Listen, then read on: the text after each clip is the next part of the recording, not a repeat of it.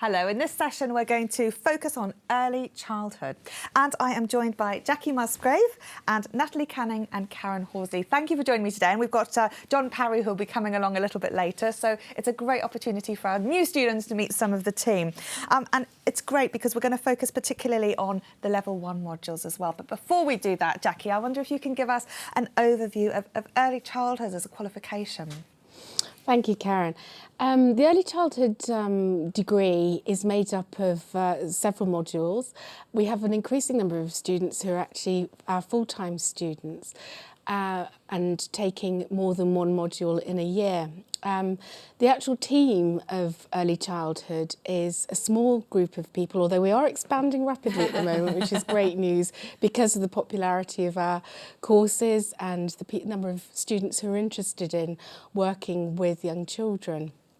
And one of the real strengths of the team is that we come from a range of different professional backgrounds.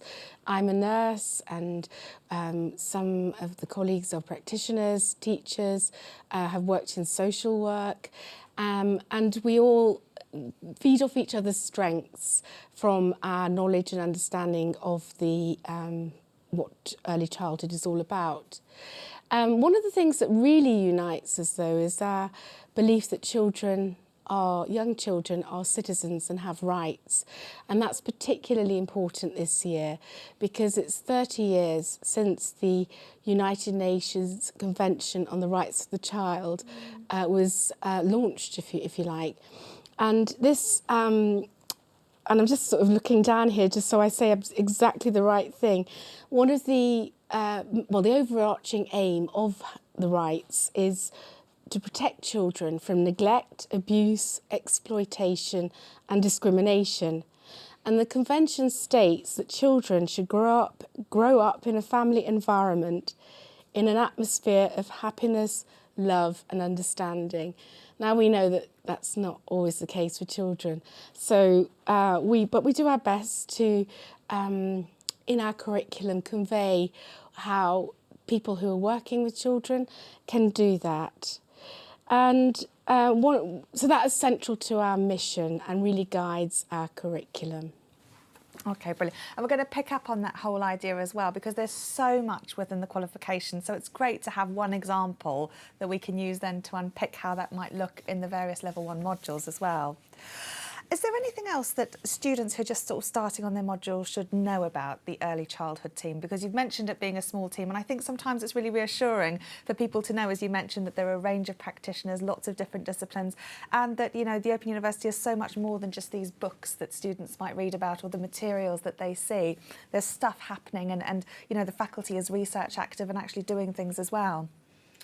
We are research active, and again we all have different aspects. Mine is health, Natalie's is play, and Karen is doing her doctorate and she's looking at the experience of children who are immigrants and refugees, and John has a specialism in special educational needs. That's just 4 of us who are here today. And yes, we are real people. We go out and about to exhibitions and conferences, and people will say, oh, do you actually go into an office and do you have a desk?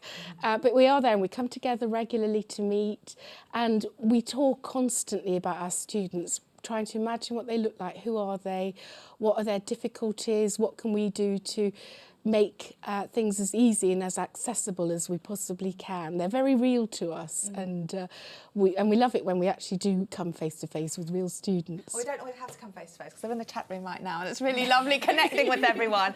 How's everyone at home, HJ and Sarah? We're doing well. I'm just having a look at everything that's been mentioned in the chat that early childhood has to offer. I know Claire's joining us as well from the early childhood team and helping us about and promoting all the great things. So earlier we were talking about keeping up to date with our subjects, and we were just talking about the early childhood Twitter and the online activities as well that the early childhood students have been doing on modern childhood, the show and tell, which has been really interesting. I've been looking at it myself, so we'll put links to those into the chat, but definitely use those to keep up to date with what's going on with your subject. Brilliant, thank you. Well, thank you very much, Jackie. I know you're going to nip off and be replaced by John while I talk to these two lovely ladies about the rights of the child and how that's influenced your particular modules. Because Natalie, you're the module chair for E110 and Karen E109. So some students will be studying those already. Exploring perspectives on young children's lives and learning. So your module. How is that including the rights of the child, and how are you addressing that in the module? Well, the rights of the child is a golden thread throughout the whole module. So students will find there are specific chapters on rights to do connected with children's inclusion and well-being, and in the second block specifically around listening to young children. So straight away there is a direct link with Article 12 of the Convention on the Rights of the Child. So E109 is very much about the voice of the child's agency, and the fact that culture and families are key influences on the children's learning and development, but they don't just soak these things up. Children actively interpret what's going on around them. They make sense and meaning of their families or their schools, the context that they're in, together with other people. So there's lots of scenarios. There's international case studies in Pistoia in Italy as well, that help students to see real everyday lives of young children at home or in a childminder setting or in a school that connect to children's rights to play, creativity, but particularly around listening to young children and children's voice and agency. Brilliant. And this module's typically taken before 110? We're finding now actually that quite a lot of students will study them in conjunction with each other, so they'll take both level 1 modules at the same time. Wow. But that does work because they do complement each other. There are themes that run through the whole of the level 1 and in fact the whole of the degree, including participation, children's voice, rights. Yeah. And so those are really strong themes that come through all the different aspects of what children are, that the students are studying. Yeah, we've had a few students earlier today who were studying at like full study intensity, so doing 260 credit modules. Maybe we can come back to that in a minute. But how are the rights of the child included in your module? Yep. So my module, the Young Children's Play and Creativity, and it's really about how we as adults support children to have that right to play, and really believing that that is such an important part of early childhood and all childhood actually, that children have that ability to be able to express themselves, to be able to explore, to be able to participate without any kind of other pressures other than the fact that they are playing and following their own interests and exploring what they want to do. Well, we were talking earlier about language, and I'm just conscious that play is a very interesting word, and perhaps my definition of play might be very different to yours and perhaps a child's as well. Yes, so that's something that we really stress in the module actually, that there isn't a set definition of play. It can mean anything to anyone, but actually that makes it really exciting. It means that there are no right or wrong answers. It means that you can explore different avenues of play that you are interested in, and it means that you can really get to know a subject area without having that pressure of it being black and white. Okay, now I know that the rights of the child is an important thing at the moment, but how relevant is it to our students right now? I think it's really important for our students, you know, and we live in a society where we're very lucky in most respects of being able to have lots of choice and lots of ability to, you know, to access different opportunities. Not all children have that, so understanding about what happens in different cultures and in different parts of the world, that's important too, and we have a very international feel within both of our modules in the level 1 and throughout the degree as well, so that it's not just learning about one way of childhood and early childhood, but actually lots of different ways in which children can access play, access learning and development, and the way in which children are listened to across the world. Yeah. Another important thing right now is not just the voice and rights of children, but the voice of our students as well. And it's something that the OU are placing ever increasing importance on, including that within the modules. Can you tell us a little bit about how that works? I think, especially in early childhood, we are really inclusive and we're really supportive of our students and really want them to do well. You know, there's a whole team behind the students, and we really willing them to do as well as they can possibly do. And so there's lots of flexibility within the way that they study and the way that they learn, especially if they're studying 2 modules together. And very much a good support system in place for students, and really the tutor as being the main port of call for any questions or anything that they want to know. But that's really important that people do access their tutor and flag up anything that they're struggling with, and you know, there's always people around to help. Yeah, brilliant. Can I ask you, Karen, then, for those students who might be studying 2 things together, have you got any advice? And might there, with similar issues and themes, be some overlap that you might want to sort of guide students on in terms of perhaps including or focusing specifically on that module in their assignments? Do you mean some overlap between E109 and 110? In terms of the themes, I guess, it's one of those things where sometimes I think when you're into an area and you're doing it a lot of time, you think, oh, I wasn't sure if that was in this and this was in this. And actually just being really mindful of that whole idea that assessment is often looking at something really, really quite specific. So it can sometimes be helpful to be studying 2 modules together, but sometimes it can be challenging because you really need to focus on one thing at one time. I think if students are organised, that does help, so that they plan out when their assignments are, and particularly having that relationship with the tutor is really important, because the tutors really do help students and they can't help unless they know what's going on. But as Natalie said earlier, students who study both modules together, they do really, really well. Our figures back that up, and there is lots of support for students. And the themes run across both modules, don't they? So you might think about how children participate in terms of learning and development, but then you might think about it in more of a focused way about play and creativity in this module. So although it's still the theme of participation, you're just looking at it from different angles. Yeah. Natalie and I work really closely together across the level as well, so there's lots of consistency in the way that the modules were designed in the beginning, but also in presentation we do communicate really well across the level. And that's important for students, as Tyrell was saying earlier, you know, how when things are within a school there can be certain things that are designed so that things don't all bottleneck together in the same way they might do otherwise. So that's really, really good to know. I think one of the things that's come out from the forum discussion, that juggling, how am I going to cope with it all, that we as tutors have shared our experiences of how we've juggled families and study and other work commitments and so on. So students seem to quite like that, us sharing together and being very much a community of practitioners. We've got a blog this year, haven't we? Yes, and our forum. So we're talking lots about how to juggle the different commitments. And tips and strategies to use in terms of those pressure points that might come along in terms of the assignments. Brilliant. Now, I think we've got some slides as well of a climbing frame and things as well. Did you want to briefly mention that? Yeah. Yeah? Okay, so let's see if we've got a couple of images from the module, because these are really rich pieces of material as well. Sure. Okay. And you've selected 2 particular images that you wanted to focus on. So let's do that briefly before we include John. Okay, Okay, so this is from my module 110. And here you've got a practitioner who's supporting children that are being quite adventurous, actually. That you can't see, but it is fairly a high level platform there. Very high if you're little. Yes, if they're little. And they're really they're very motivated to want to jump and slide down the pole. And the practitioner there is just supporting the child to do that. But very much about thinking about play is how much the practitioner becomes involved in some of those situations as well.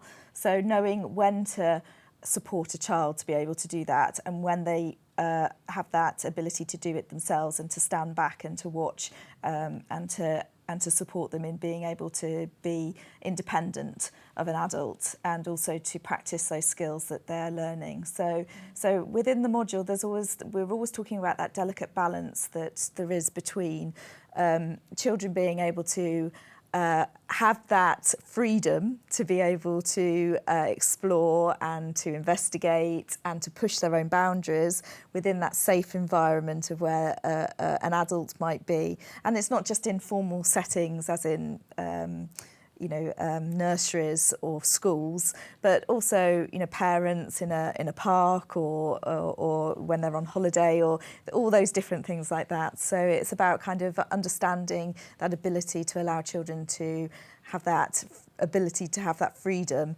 but also to have those opportunities and also to be safe. Yeah, no, absolutely. And seeing those images is really helpful because they're things that you can explain, but actually once you see them in practice, you start thinking, oh, there are implications there that maybe I hadn't thought about before. The other image that you've selected is about children block building. So let's see why you've chosen that image and what it's all about. This is an image of that students meet these children in the first chapter of E109, and we've got Jamelia here who's holding the big book, and she plays schools a lot. She's with Eamon, Lara and Elsa, and Elsa very often plays schools with her, and Jamelia comes from a big family. She's exploring the idea around who's who within the book. Her friend Elsa knows a lot about letters and so on. She tells Jamelia, says, well, you can have a star. But we've also got Eamon there, who's been drawn in by the fact that Elsa's holding a teddy bear, very much reminding him of home and having a new baby sister and feeling quite tired because the baby sister is waking him up at night. And we've got Lara at the front there. She's quite new to the nursery and this is the first time in that area. So what students are introduced to there is a coming away of expectations about children's development being very much age and stage, doing things at a particular time, to the idea that children make sense and meaning of their families or their cultures, for example, or the school context in their own particular way. And they share that learning together, very much learning is a social activity. So this speaks to the idea of children's rights in terms of children's right to play and follow their own interests, as we noted on E110, how those themes cross over. But for our students who are working in practice or wanting to work with young children, what sort of opportunities and contexts are we going to make that enable children's rights to be heard, to have their own voice and to participate in the social world around them? Mm-hmm. Okay, very interesting. So what is the most exciting thing then from each of your modules that you think students will enjoy? I think it's got a really nice range of practical, concrete examples that I know that students who are working in practice or have got families or friends with children, they can very much relate to. It's very open to all of our students, no matter whether you're an experienced practitioner or whether you're somebody that's simply interested in the world of childhood or play and creativity. Yeah, and in E110 we follow a child through the different blocks of study. So you meet him in lots of different situations. He attends a setting. He also goes to a childminder, and you also see him at home. His grandparents look after him. So you see him in lots of different contexts, in lots of different play situations, and that really gives you an understanding of how his play decisions and choices start to form who he is as a person, and how that influences what he does when he's playing, and how the significant adults in his life really contribute to that as well. Oh, that's brilliant. Well, thank you both. You're going to stay with us for a little while, but I just want to take a quick trip to Sarah and HJ and see how everyone is at home. Sarah? Well, it's been really interesting. There's been some good chat, and some of it that's come out is about the UNCRC and how somebody asked whether it had any relevance to E103. And having studied E103, I know it has a lot of relevance to E103. In fact, an awful lot of what you've been talking about has relevance to all of those modules, because in E103 you talk about play and creativity and how that affects children. And the UNCRC is all about sort of the rights and the participation and including other children. But what made me smile when you were talking about it being 30 years was, oh my gosh, I have cited this so many times, hadn't realised it was 30 years. And so now I need to pay a little bit more attention to my dates. But yeah, there's been some really interesting chat. And it's good that people are going, well, does that apply to me? Well, yeah, it does. If you're doing anything childhood, this is something that really does apply and is really important.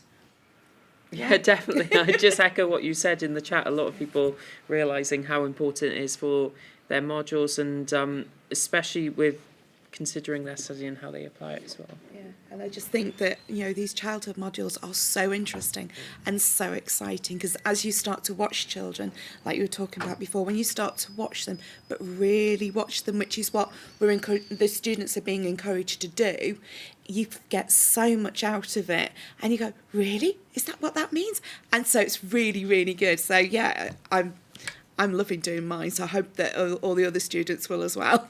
And Sarah, you've got children. I have. How have you found that studying has changed the way that maybe you look at these things?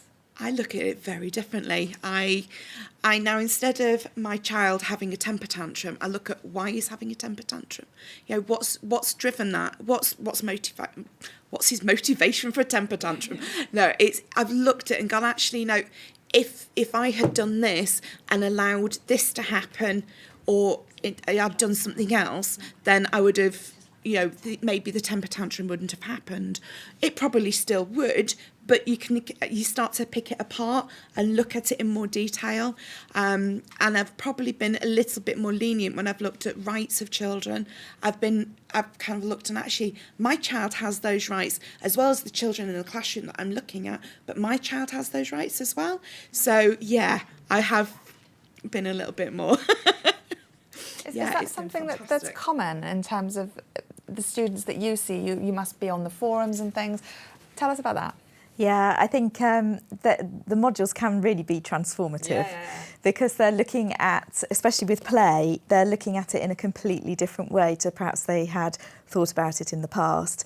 And sometimes that means that they have a complete change of direction in terms of their career, because where they're in, the role that they're in when they start the module, and the opportunities that are afforded the children in that particular setting are not particularly play orientated, and when they start to study the importance of play, they want to go somewhere where actually play is really valued. Lots of early childhood settings will say that play is really important, but actually when you look at it, sometimes it isn't. That doesn't happen in practice as much as they're saying that in policies and things like that. So actually being able to observe children playing and the amount of learning and development that happens when children are in naturalistic situations, when they're able to explore on their own, you can get so much from that without having to have an adult-led activity as such. I was interviewing some psychologists the other day, and we talked about the biggest myths, and one of the developmental psychologists said one of the biggest myths that people say to her is, oh, you must be a really good parent. I mean, do things like this improve your parenting for those students with children? I think, yes, they certainly give you an insight into the different theoretical backgrounds, and as you said about understanding why children are doing things in a certain way. So yes, I mean, our modules are really open, so they're not just for people who are working in the early childhood sector, but who are parents or grandparents or just have a general interest in child development and child psychology. Yes, it's open to everybody, and it can really make a difference in how you then think about children and how, especially in terms of rights, the kind of position that you give to children within your life, but also in wider society. Brilliant. Well, that's a great introduction to the level 1. And John, you're here to talk about level 2. So within this particular qualification, the early childhood sort of arena, E229 is the module that you're chairing. And I'd like to ask about the rights of the child, but also could you just start by giving us just a very brief overview about what's in the module? Well, the module is really focusing in on listening to children, and it does build on some of the sort of foundations laid by E110 and E109, but it's really about why it is important to listen, what does that mean, and crucially, how do you do it? So it's sort of got a balance of the theoretical and the practical, but focusing very much on how do we listen. And this is to very young children who may not use spoken language to communicate, children who are very young babies. How are we listening and taking into account their views, which is their right? So that question about how we listen, I guess, is about how we get information, how we get evidence, and what sort of things might students study? What sort of behavioural approaches and various ways of gathering information are there? Well, the core of the module, there is a book that goes along with all the online study guides they read, and the book is called Listening to Young Children, surprisingly, written by Alison Clark, and it is a very practical book that focuses on something called the mosaic approach, which brings together things like observation, things like photography, things like interviews, things like interviewing people that are attached to children, things like watching children's play, things like having children themselves have photographs and record things that they want to take photographs of. All this sort of multimodal, very intertwined, complex sort of approach to getting at some of those perspectives. So it's about trying different things and being creative in trying to listen to very young children, because as you say, it's not a straightforward thing. You can't just ask them a question. And this whole issue of the rights of the child, then, is that something that's included within your module? Yeah, I mean, it was a focal starting point, really, because the rights of the child to be listened to have their views taken into account, and for us as listeners to have some appreciation and work with what they feel about the experiences we're putting them through, which is generally what happens to very young citizens, is a key right within the convention. So I think it's Article 12. Help me out here, guys. I think it's Article 12, and so it was a fundamental point. I mean, the key thing around it is that all children, and this is a starting point, as Karen and Natalie have said, all children are meaning makers in their own right. They're experts in their own lives, and they're skillful communicators in whatever way they do that, and they are competent in letting people know what their views are. We're the ones who need to change and tap into that. Brilliant. Okay, now that's fantastic. Now I wanted to focus on something really important, because every period of time the Open University will redo modules, and you've recently had the first presentation, which means that you've spent a lot of time writing and producing and designing something to follow this very carefully considered pathway. Yeah. So you've had your first presentation now of the revised Level 2 module, and students really liked it. What were some of the things that they said about it? I think there were two key sort of themes that came through from what they really liked. I mean, and I've sort of hinted at one already. One was the mix of the theoretical, or the thinking about why listening is important, but then not just thinking about or learning how to do it. It's then within the module having some practical experience of doing it. So a lot of the activities within the module are practical, and children, the students will be trying them out with the children they work with their own children. You were talking about that with Natalie and Karen. So it's that mix of theoretical, learning about how and considering different approaches, but then also having, in a very sort of low-key way, some experience and some guided activity and support from the tutors in actually doing some of that listening. And I think it's that mix that came through. So that was the first thing. And the second thing that came through within both the Level 1 modules and in E229, there's a lot of support around helping students develop their academic literacy skills, their writing skills. It's not all about essay writing, but where there is a focus on helping them in E229, helping students become less descriptive in their writing and more analytical, being able to build discussions. And those activities are woven through the module. They'll be practicing those at different points. They're linked to the material that they're studying, so they're not sort of divorced from that. And because of that, they've got some sort of relevance. So it almost feels like they're not practicing how to build an argument. They're actually also doing it with material that they want to read about as well. So those are the sort of two key things that came through from the feedback from the students. Okay, that sounds really good. The final question I had for you, John, is about how you and your colleagues are actually applying the principles of the rights of the child, but to our students. All right. Yeah, it's an easy one. I think it may sound a bit flippant, but I think the right to play, I think, comes in all our modules. We try to make them have a playful approach to learning, as much as you can with a distance online learning tool. I think they've got a strong focus on being inclusive. So as well as the support for students who need different materials in order to engage, there's also the way that students are assessed are not all round traditional write an essay about this now. There's lots of reflective work that students can do. They write about their own experiences. In Karen's module, they take photographs and comment on those. So it's a very broad way of being assessed, and hopefully it includes people, enables them to celebrate and use their different strengths. Some people are very good at essays. Others are better at the more practical, reflective stuff. And I think we try to be participatory. There's lots of forums that students can take part in. There's discussion forums. There's their tutor group forum, and they're often guided to have discussions within that. And I think one of the key sort of things that comes through from students is that an enriched learning experience of studying the modules in early childhood is really helped by participating in those discussions with other students, and their tutor is just sort of part of the discussion really, and it'll be around a theme or a topic that they're studying that week, and that really enriches their learning. Oh, thank you, John. No, because I know that for all of you and for all of the team, in fact, for everyone within the school and the university, having a really good, positive experience is so important.